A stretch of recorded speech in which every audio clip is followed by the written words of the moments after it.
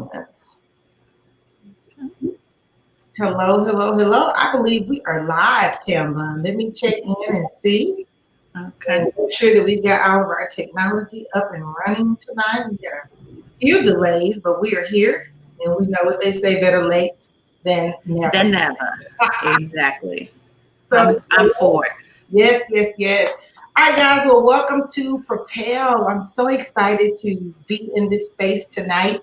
Um, I am Stephanie Murray, the host for Propel, which is a virtual teleconference series that I've had in my heart for a while to start. And so I'm going to talk a little bit about that before we get into our featured guest tonight, and talk with her and learn more about her work and her impact. But as I said, I'm Stephanie Morrow, and I am the founder of Transformation Living Systems, which is a personal development and training company really centered around the mission of building women from the inside out. Um, I was just visiting Tam with my guest in the green room, and we were talking about it. And like, it's just my jam. It's my space. It's where I do really, I think, some of my best work. And Mhm. so that's really kind of that mission of what happens over at Transformation Living Systems.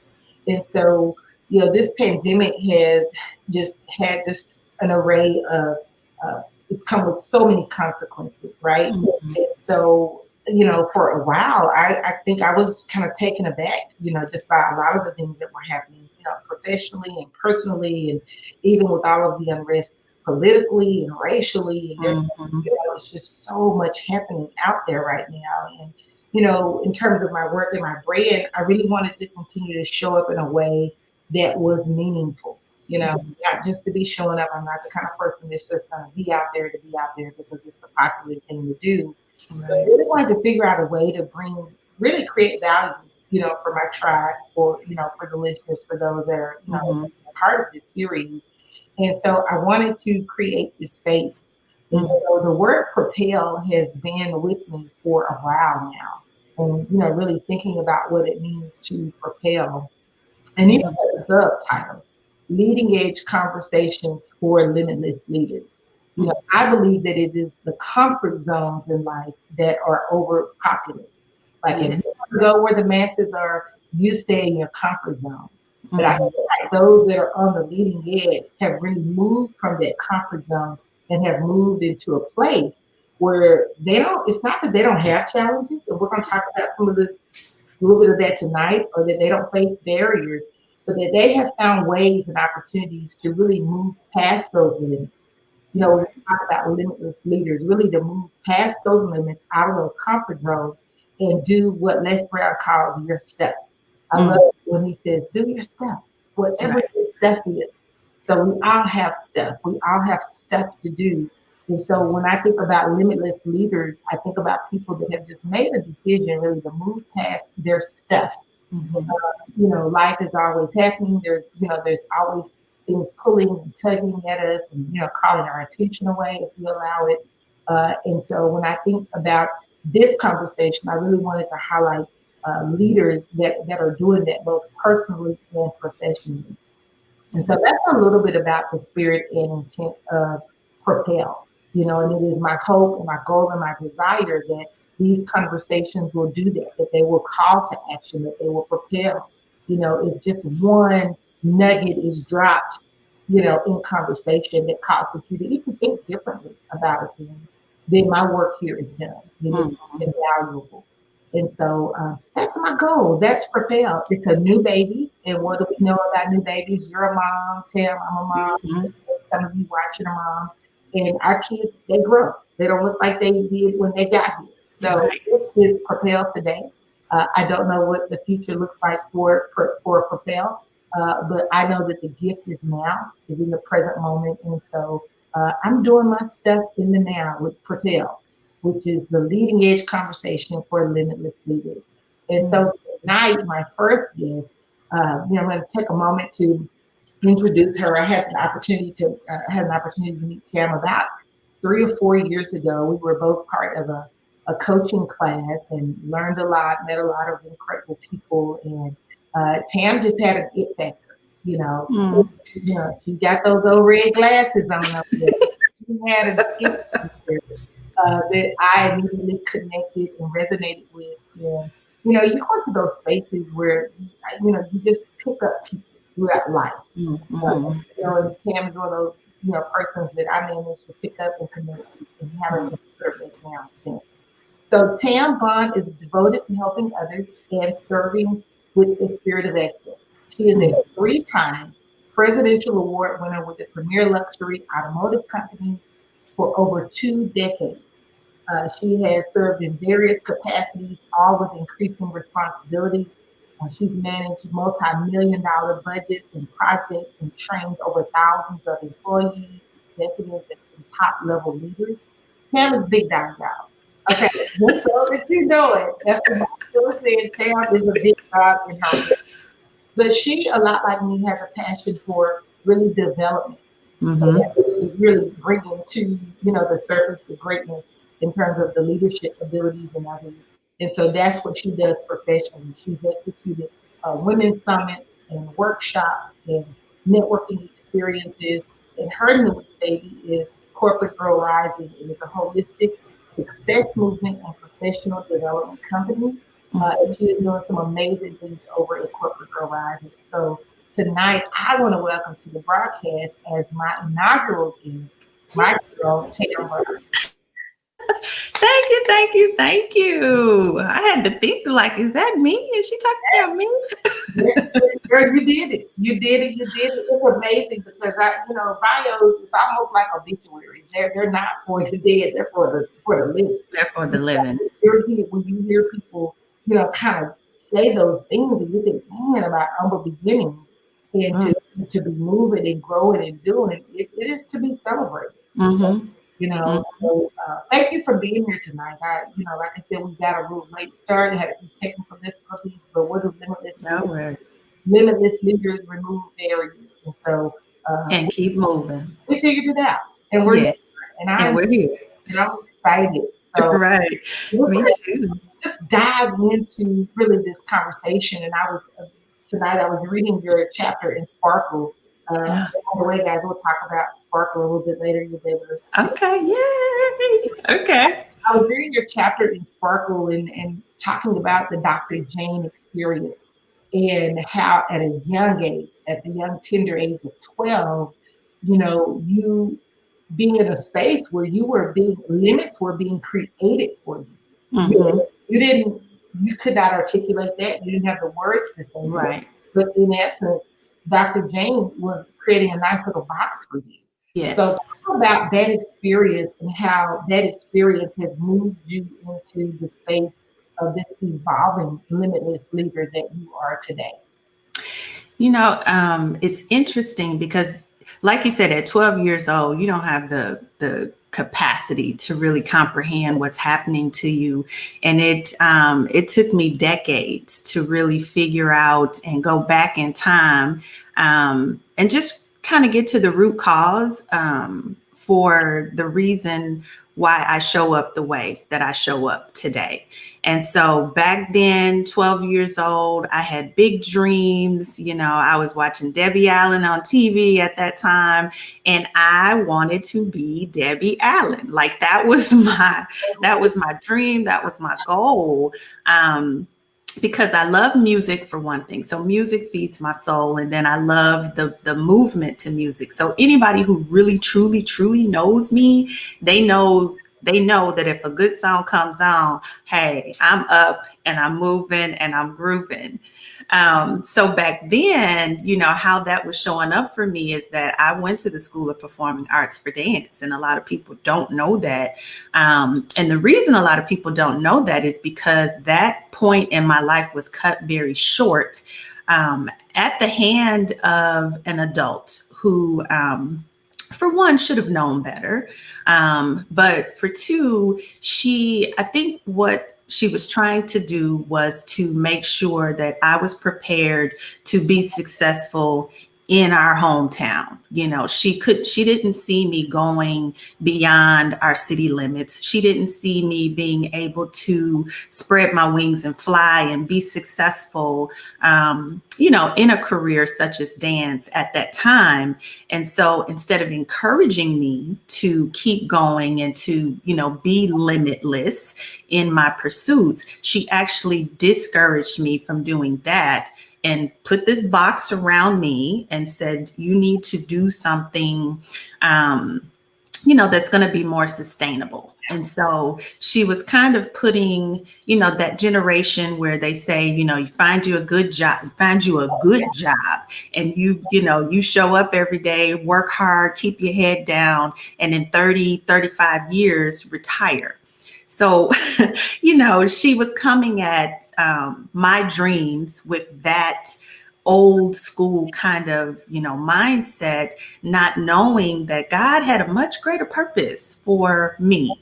And so, as a result of that box, that kind of carried with me throughout my high school years. It carried throughout college, and even into my early corporate days. I never went back to what truly made me happy or what I was passionate about, because now that fear has been instilled in me that, okay, if I don't get me a nice good job and get in there and get some stability, I'm going to fail in life.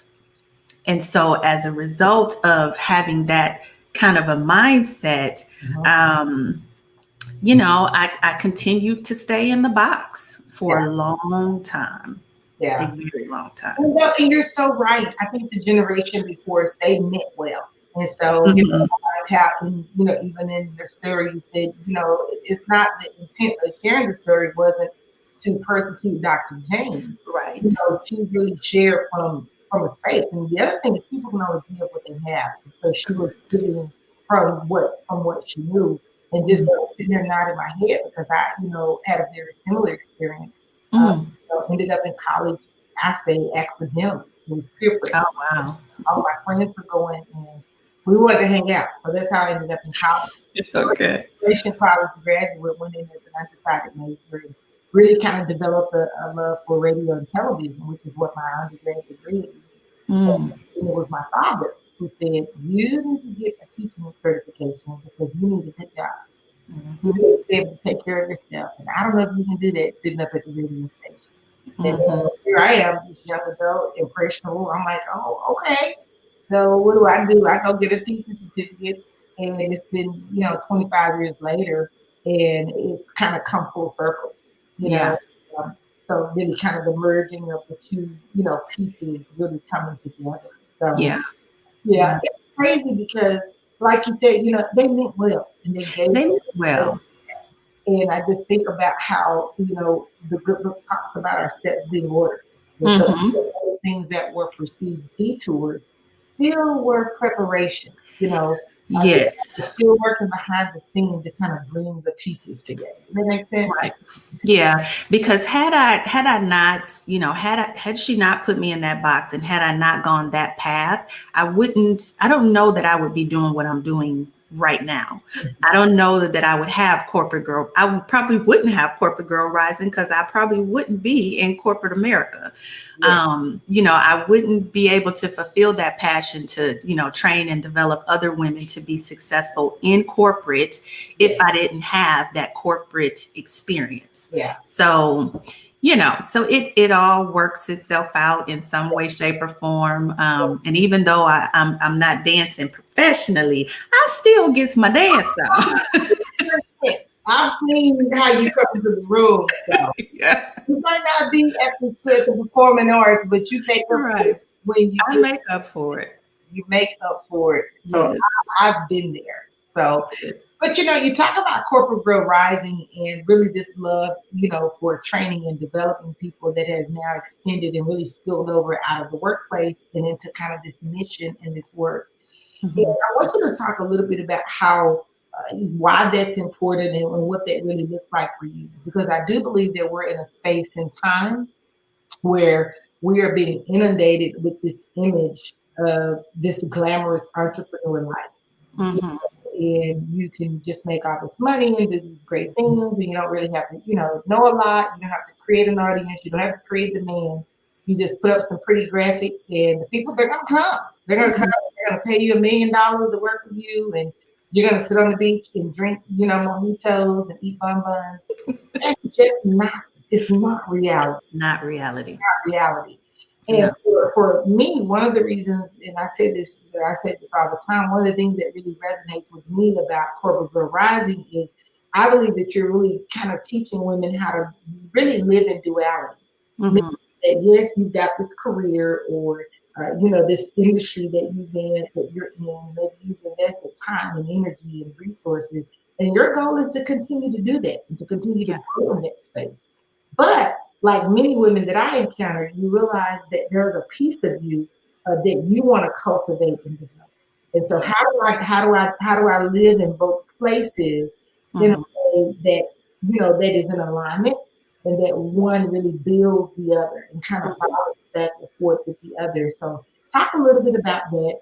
That corporate work, that Mm-hmm. the good paycheck, but also the hard work, the soul work, which is corporate girl rising.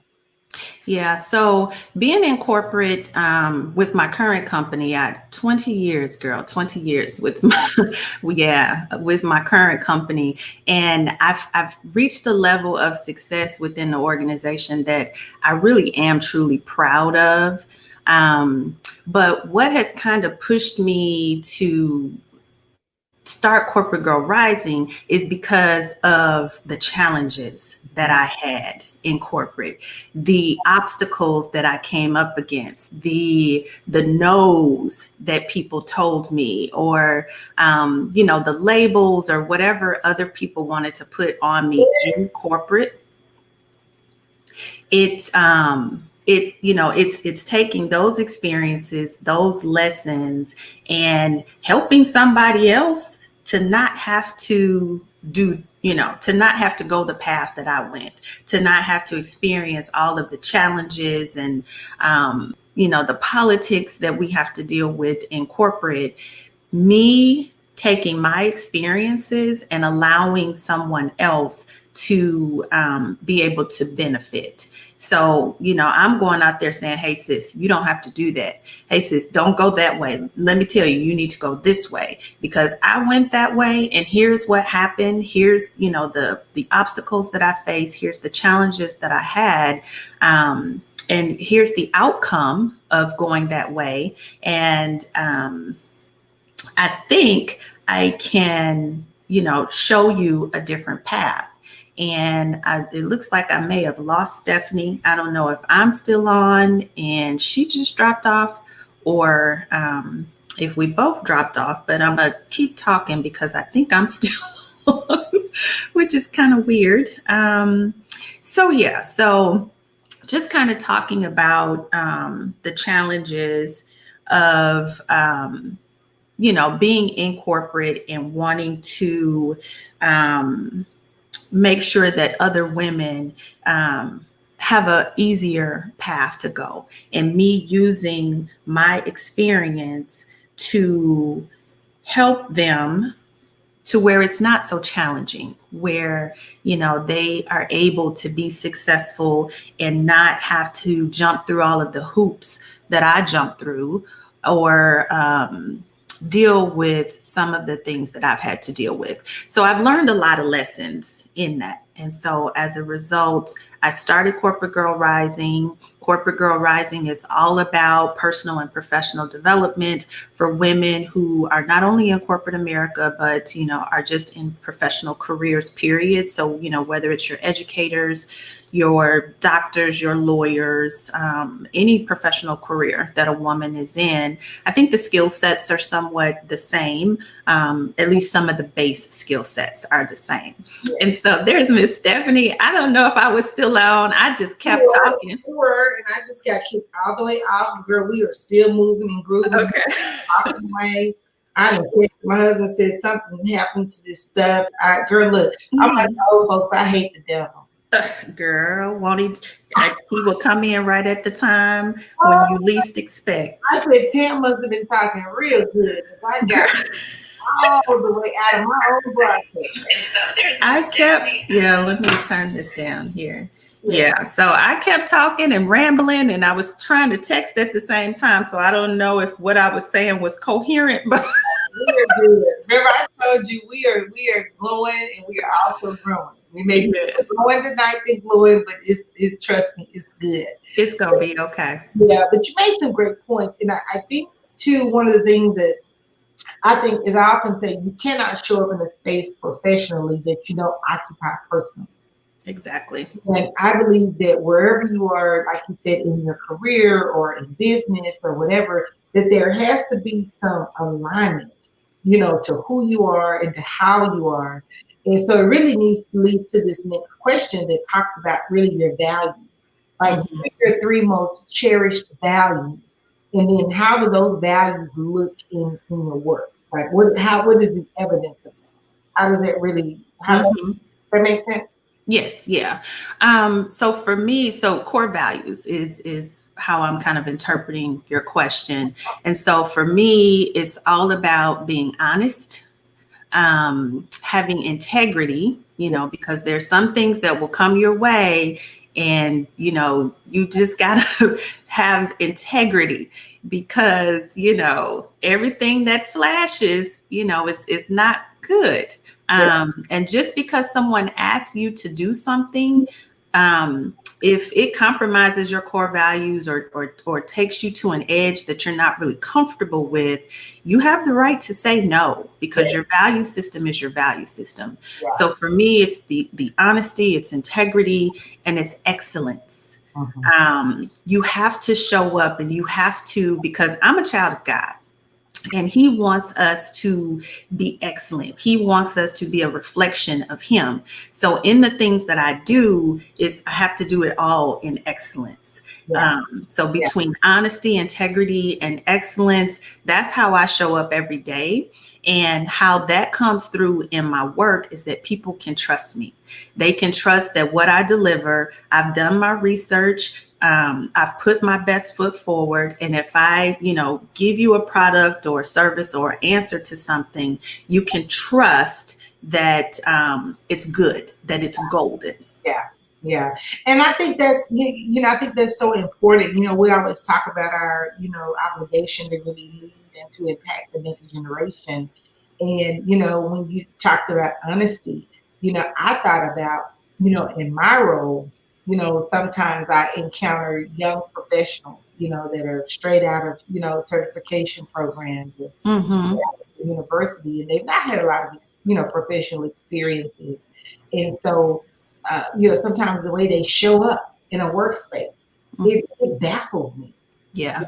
And so I'm never not honest, Mhm. but being really honest can be a challenge sometimes. Yes, it But can. you drag them to the side and say, "Girl, did you did you know you were coming to work today?" You're right. You're right. From And the from the yeah.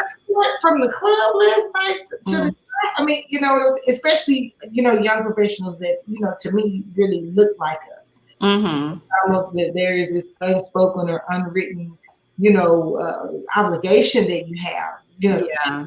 for the next generation. Yeah. So, you talk And about honesty. That's the first thing that came to my mind. right. And you know what, for a situation like that, it's a very fine line, because you have some, individuals who are open to you being honest. If those are individuals who are truly vested and truly want to take their career to the next level, then they're open to that feedback, and they're open to, you helping them and coaching them to say, that you might want to, make a different choice when it comes, to your hair or your outfit or your nails or your, whatever the case may be. Um, but at the same time, letting them know it's okay to show up as yourself. Yes. Um, it's okay, to be unique in your attire. It's okay to be unique, just in how you show up. But do your homework, sis. Do your homework, bruh. Yeah. Take a look at the environment that you're in. And, if upward mobility in that environment is what you desire, then you need to take that into account when you show up to work every day. And I think it's part of the rule book. It's learning how to play the game. I don't Yes. consider it, selling out and people want me to compromise or not be who I am, or I hear all kinds of things. But Mm-hmm. it's kind of part of the game. It is. One of the most transformational books that I've ever read was called The Game of Life, and How to Play It. And, Mm-hmm. and in the book, she talks about the rules for winning. Because Mm-hmm. the reality is this: you're playing a game. You are playing a game. Whether you realize it or not, you Yeah. got the playbook or not, whether you know the rules, Mm-hmm. you're definitely playing a game. You playing a So game. I want to play. I want to have a chance to win. And Yeah. so, what are the rules? Yeah. In the professional space, there are rules that govern, mobility. And those Right. are bad. And Right. they're all, meant or created to put a thumb on your creativity Mm-hmm. or whatever. And so, Right. like you said, it's just kind of a very touchy subject sometimes. Uh, It can be, yeah. But but if you think of it this way, think of professional sports. So you got the NBA, you got the NFL, you got baseball. They have uniforms. If yeah, they want to play that game and they want to get on that field and they want to get on that court, they got to suit up. yeah. And same thing going into corporate America. If that's a game that you want to play, you got to suit up, you That's know? technology. I'm going to start using that. When Yeah, I'm having that conversation with young professionals, I'm going to use that analogy. I like yeah, it. yeah. And at the end of the day, they want to play. So, like you At the end said, of the day, if you want to play, and so in that same analogy, now you see where the NBA players, they put their creativity and their spin on the back of their jerseys. Some have Black Lives Matter, some have other things that they've chosen to put on the back of their jersey, but they still in uniform. yeah, So you can still be in uniform, but bring your creativity along with you.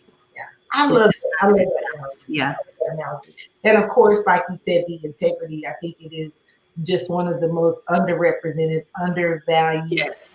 core values that you can have, both personally and Mm-hmm. professionally. And, Yeah.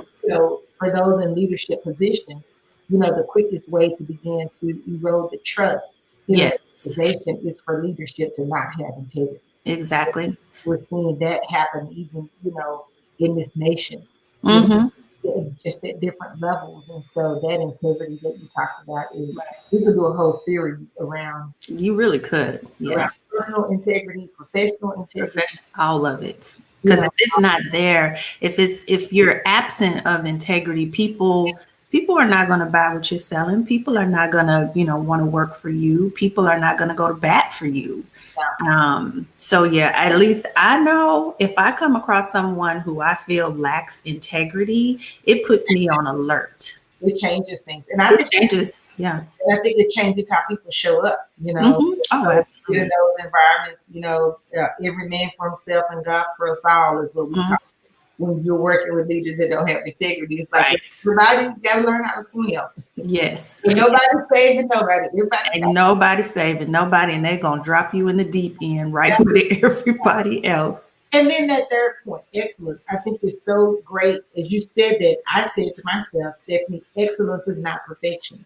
It is Because not. sometimes we get into this, and I'm guilty of that. Hmm. I can hold out and say, well, I want to wait until it's, perfection is an illusion. And even It really is. in a professional space, like there's no such thing as perfection. And so I don't care if you are a cashier at a gas station, there's Right. a way to be in that space. And There that's is a way to be excellent in that space. Exactly. an organization, a Fortune 500 company, you're a senior, a top level executive, Hmm. excellence may look different, but Right. it is possible and it's attainable wherever you find yourself. And Yes. that's another piece that I think we miss sometimes. When we look at young professionals coming into, careers and industries, I've heard people say, well, that's not my pay grade. I don't get paid to do that. And then sometimes it just makes me cringe inside. I'm like, oh, Right. say something else, but don't say that. But don't say that. Right. that. You know what I mean? And Right. so Yes. I think it's possible and it's attainable, wherever you are. Yes. I've heard someone say that you can win on any level.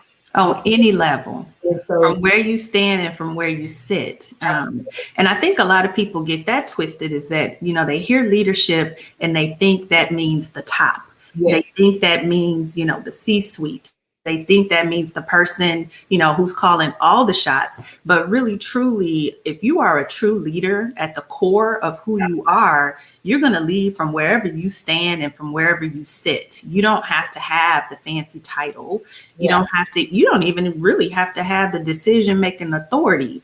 yeah, A leader is just someone, in my opinion, who shows up and does the right thing, does the right thing for the company, does the right thing for the people, and they're leading with honesty and integrity. yeah, yeah. So, I often say leadership is about influence. And if you got the ability yes, to influence in your space, then you're a leader. And so, like you yes, said, it's not about the titles and the purple spaces and the pay grades and the direct reports. And, that's not what leadership is. that is not what it is. Yeah, No. you Yeah. begin to shift the paradigm. And Mhm. I believe that self-leadership matters the most. Yes, I believe indeed. that before you can manage the group and manage the crew, there has to be a certain You level of got to start with yourself. self-leadership, Yes. you know. Yeah, if you can't lead yourself out of a out of a dark tunnel, how are you going to lead a whole team or a whole company out of, a dark place? Because when the chips are down, people are going to look to you as the Yeah, leader. yeah. And Yeah. they've been down a lot lately. They've Mhm. been down a lot just across the board in different spaces, different industries, different types of businesses, Mhm. small businesses, big chains. Like the chips are down. I think they're They are a more lot. than Yeah. they've ever been before. So that's Mhm. a real thing. So Yeah. tell us this: where do you have unrealistic expectations for yourself? Unrealistic expectations for myself. I don't think I have any. Um, I'm going to say this. I'm going to reach my end goal, no matter what. So the expectation that I have on myself, from a success perspective, I don't think is unrealistic. Where my challenge is trying to figure out which of the 1,254 ideas that I have am I going to focus on Yeah, and use that thing to get me to where I'm expecting myself to be. yeah, Um, yeah, so yeah, that's my biggest challenge. I don't, I know what I'm capable of, and I know what my end goal is, and I know the greatness that God has, put out there for me. My biggest challenge, like I said, because I have this girl, so much stuff rolls around, and I know but so much stuff rolls around up here that trying to focus and come up with the 1, 2, 3, 4 things that I'm going to focus on and push forward to help me get to that place where I'm expected to be. which is a great segue into the next question because I was going to ask, like, what are the causes and issues that really have your attention these days? Because it changes, and I think it's fluid, Mhm. and while you are who you are at your core, sometimes where that interest, goes with time could change. So Yes. what are the causes of the issues or those places of interest that you're really giving yourself to or thinking about giving yourself to now? It's kind of come full circle, actually, because I am an advocate for women, and just the advancement of women, the development of women, and equality, all of those kinds of things. And right now, in this current environment, with everything that's going on from with the race relations and all of the systemic racism, all of that kind of stuff, what that has done is it's amplified the opportunity to make a difference within my organization. And so how that shows up, I'm actually the chair of our Women's Innovation Network. Oh, And yeah. And so we, right now, we have a huge push within the organization for equality. Mhm. We literally have our operating committee, forming these task force around diversity, equity, and inclusion, and trying to look at things like fair and equal pay, promotions going to, individuals who deserve them versus, someone who looks like them. Mhm. So as a result of, what's going on in the world around us today, I'm able to leverage those things within corporate and to say, hey, while you're looking at, pay equity, make sure you look at that from a gender perspective also. Yeah. And hey, while you're looking at, promotions and who they go to, make sure you look at the numbers in terms of how many promotions go to men versus how many promotions go to women, because there is a gap. Um, I read a statistic a couple weeks ago that, when it comes to fair pay and equity for men and women, right now, I think women, it's something like maybe 75 cents, 73 cents, something like that on the dollar that women make only, 70 something cents to a man making a dollar. And the statistics actually said that it's going to take to like 2029, just something Oh, crazy, yeah. in order to close that gap. Yeah. And so right now it's those kinds of issues and the things that's going on, in our current environment that's making what I do even more important in terms of raising my voice, for the equity of women.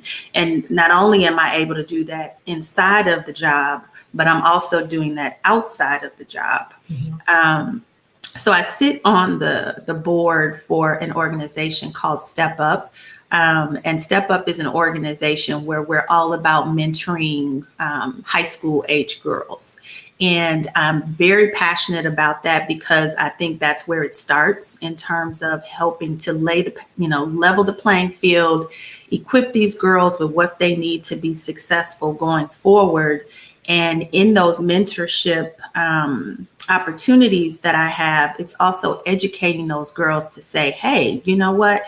You're just as good as anybody else. So when you go in there negotiating your pay, go for it. Do Yeah. not be afraid, do not be apprehensive about asking for what you deserve.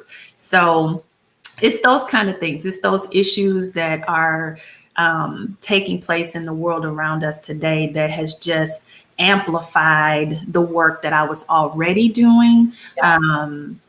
and just made it that much more important. And I think amplify is such a great word to Mhm. describe it because it really is what it has done. It has really amplified the need for organizations of Yeah. all sizes, all types, to really look at their policies around diversity, Yes. equity, and inclusion. And unfortunately, the color of our skin isn't the only conversation that we need to It's be having. not. Exactly. I feel like we can get off track if that is the only thing that we focus on. Mm-hmm. Well, you talk about this holistic success movement. I think Yes. we need to be sure to have as people of color, to have Mm-hmm. a holistic conversation around Holistic. what that needs to look like and sound like and feel like. And Mm. if we are just constantly emotionally charged and Right. charged, and everything is just centered around race or Mm-hmm. the color of our skin. I think as a people that we're going to miss some really, really, great opportunities to really have some meaningful conversations that should have been Mm-hmm. done a long time ago. A long time ago. I think that work is so important, and so Yeah. being able to do that is going to be key. And Yeah. when you talk about the high school mentoring, I think it's so great. I most of my career has been in elementary schools. I say Mhm. I served time 1 year in a middle school setting, Did you? and it was, and you're right. It really starts there. Talking Yeah. having those conversations. I never will forget. We were counselor and I were having conversations with some girls. Now these are sixth, seventh, and eighth graders, and they were just constantly fighting, spatting. It's sitting Mm-hmm. in the girls' locker room. It's sitting on the bus stop. It's just craziness. So Mm-hmm. we're having this conversation, with a group of girls that look like us, the counselor and myself. And Tim, this had to be 2007 because I had just gotten married, right? Okay. And so we're talking to these girls and we're trying to have this conversation around, the choices that you make today are really setting the stage for your future. Yes. And even as a 12, 13, 14-year old, you're not thinking about your future, but it starts today and choices that you make, put you on the road, not so much what do you want to be when you grow up, but let's move it along. And Mm-hmm. I'll never forget one of the seventh grade girls looked at me and said, well, I want to be I want to be a basketball wife. Like that's my end goal. And girl, I Okay. did my head turned around. So it was heartbreaking Yeah. to hear, you Yeah. know, because I'm saying to myself, that's nothing to aspire to. Right. And what does that have to do with you and your value and your ability and what the greatness that you can bring to a table? Mm-hmm. Ever, sell yourself short. And I think it's really important that we're having those conversations now because there's so much, negative influence. We're just inundated. Right. It's called reality TV. Right. It's real, It's not real. Right. but that's what some of our young girls are looking to in terms of, you Yeah. know, what's next for them or Right. what's possible for them. Yeah, and I think the thing about it is unfortunately for a lot of them, that's all they see. Yes. They don't have Yes. access, to other images, Yes. and that's one of the things that I do love about Step Up is because we actually pull in corporate and professional women to be the mentors for these girls, Yes. and we're giving them the opportunity to see it in action. And so not only is it, women who are in, corporate America doing some things, but it's, women who are in the legal field, women who are doctors, just an array of corporate and professional women. And we're showing them that women can do anything. Uh-huh. And two, we're exposing them to careers that they may not necessarily otherwise know about or hear about. Yes. I can remember this was last year. We on a Saturday, and we brought some of the mentees together, and we were doing a career development workshop or career exploration. And so the girls had to basically take this online survey, and it took their skill sets or things that they were interested in, and it made recommendations for potential careers based on their interest. And the little mentee that I was sitting with, she had no clue. I mean, no clue. All of the careers that came up for her, we're looking at her report, and she's constantly asking me, well, what is that? Well, what do they do? Well, what is that? And it took me a second to kind of register. Uh-huh. And I was like, you know what? This is the problem. They don't know what's out there. They're not exposed, and they don't have access to this kind of, information on a more regular basis, like they do reality TV.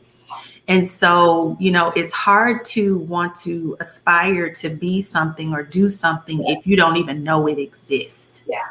Yeah. So, yeah, that's why being involved with Step Up for me is critical. And growing up, in the town where I grew up, and the area of town that I grew up, I was fortunate where I had some examples, and, I had, some strong women that I could look at, and I had some access to some things. But just knowing that not all girls have that, Yeah. not all children, period, have that. Yeah. Um, And then I think, just kind of stepping up to the plate as we see fit. It may not be a mhm. mentoring organization, but just taking advantage of any of those, any opportunity that you're presented to, really be that light or to help provide that access or to point toward that access is going to be, it's going to be super key. So Yeah. as we get ready to close out tonight, I want you to think about, those that may be watching the broadcast or those that may be watching the replay later, whenever, that may find themselves at a professional impasse. Hmm. what's next, especially in this current climate. What tips or advice would you give to, particularly women who are watching, who are finding themselves at just this impasse Mhm. in terms of moving forward? What tips would you offer them in closing tonight? I think the first thing they need to do is just take a clarity break. I need, we move around so fast, and probably not so much right now because everybody at home.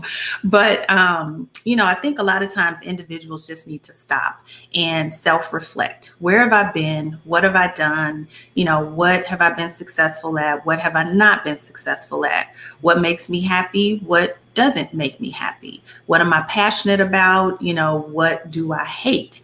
And try to align the things that make you happy, the things that you're passionate about, with whatever that thing is that you want to do next. Um, I was actually talking to one of my colleagues today, and we were, in corporate America, you're always talking about the next steps. And well, what are you going to do next in your career? Well, where do you want to go next? And in my conversation with her, we were talking about a position that has nothing to do with anything that I like, love, that has nothing to do with anything. And she said, but are you passionate about that? I said, well, no, not really. She said, well, why would you do that?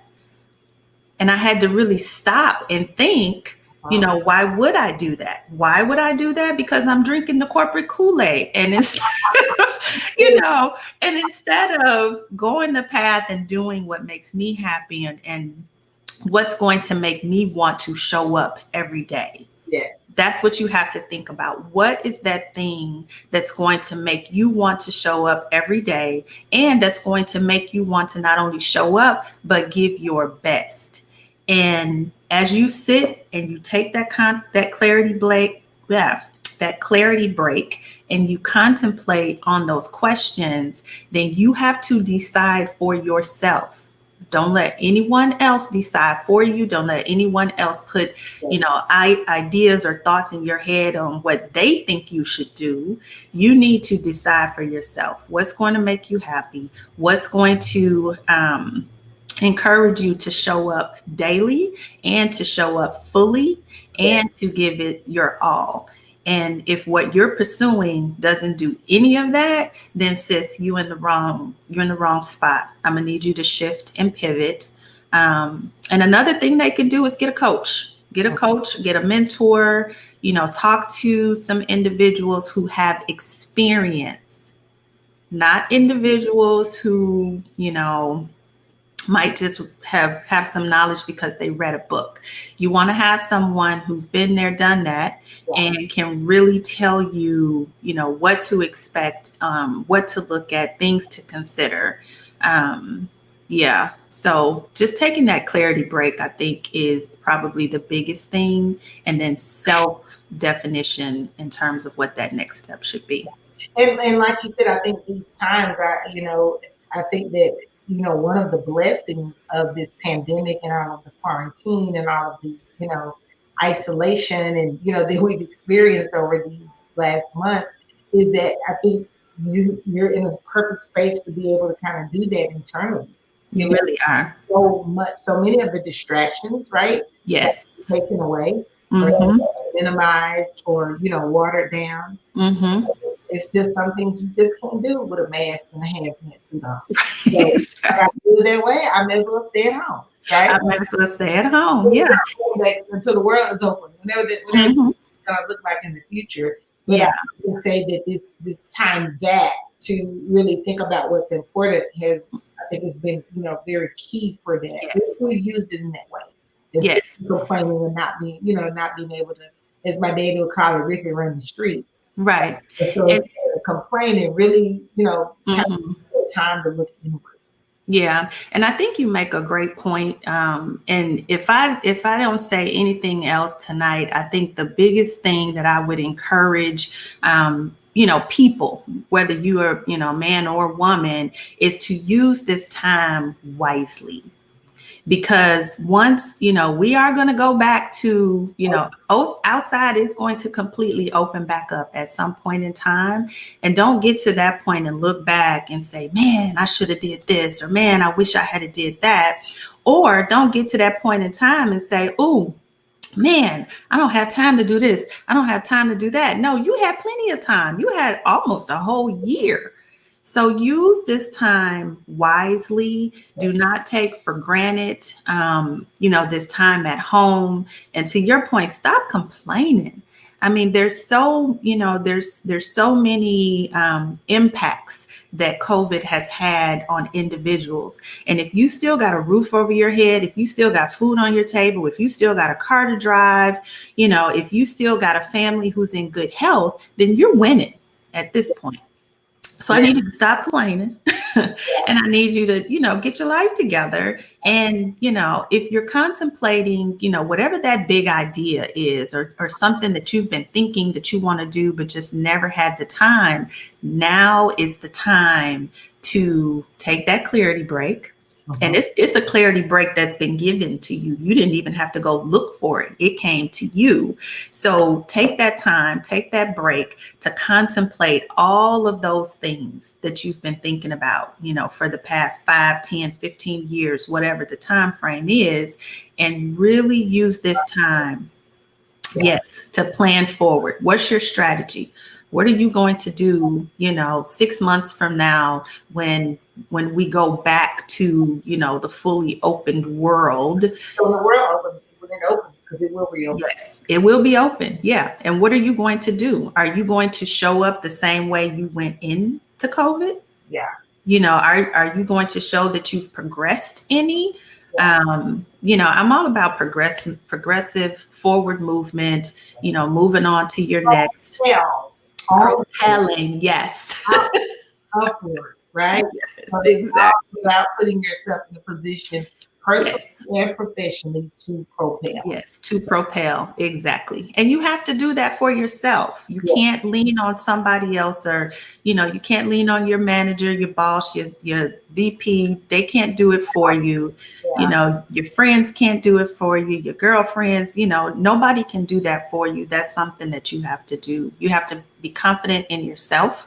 You have to know what your capabilities, your skill sets are. And you really have to know your place in this world and what it is that you're supposed to do. What impact are you supposed to leave? And you need to start working on that. Yes. Oh my God, Tamara, this has been great. So this is actually a great segue into our closing tonight. Okay. I want to get into these rapid fire questions and hear what you have to say. And these are questions in closing that have been designed. I want you to think deeply about, but I also want you to think quickly. Okay. And give us what it is. So you don't have a long time to ponder and research and get the statistics. All right. Wait, where's my phone? I need Google. There's no lifeline, right? So just four of them, right? So to be vulnerable, what does it mean? To be vulnerable is to open your heart and to accept, whatever the situation is. And I'll leave it at that. To open your heart is to be vulnerable. The world needs more. The world needs more understanding. I like that. Yeah. More understanding. Do you want me to expound on these, or you just want me to give you the answer? No, because girl, we'll be on another hour. No. So I am happiest to win. I'm sorry, say that one more time. I am happiest to win. I am happiest when I have some music and a taco. Tacos. I thought you were going to say tacos and something else. But I'll take it. And last one, I want my legacy to be. I want my legacy to be that where I made a difference, where I made an impact in a girl's life, where I made an impact in a woman's life. And I just left this world better than what I found it. I like that. Yeah. Guys, Tam Bond, if you'll take a look right now, you'll see her website on the broadcast, tamarabondinspires.com. I'd love for you to head over to connect with her. Tam has some amazing things that she is doing with her work over at Corporate Girl Rising, all kinds of events and just ways and opportunities to connect with her and other like minded women. So head over to tambondinspires.com.